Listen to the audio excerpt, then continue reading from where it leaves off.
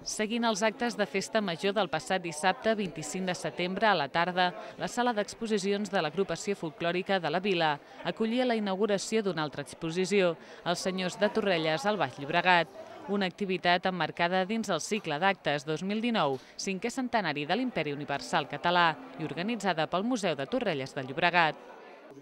Els parlaments inaugurals van comptar amb les paraules del regidor de Cultura, Jordi Romeu, el director del Museu de Torrelles, Miquel Casas, el president de l'agrupació folclòrica, Salvador Ayala, l'alcaldessa de Torrelles, Glòria Mates, i l'alcalde de Molins de Rei, Ivan Arcas.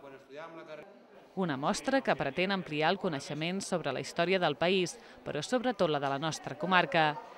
Una iniciativa fruit d'un moviment per donar a conèixer a la ciutadania la rellevància de les nostres poblacions segles enrere.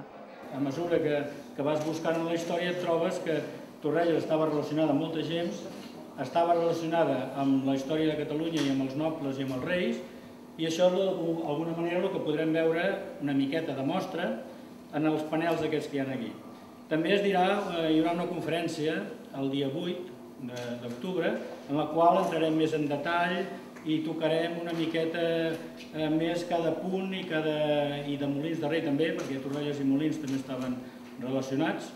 Ivan Arcas va tancar la inauguració amb unes paraules amb les que va aprofitar per insistir en el paper que exerceix l'entitat de la Grupa a l'hora de ser seu de diverses propostes culturals com la d'aquesta mostra, que romandrà oberta fins al 3 d'octubre.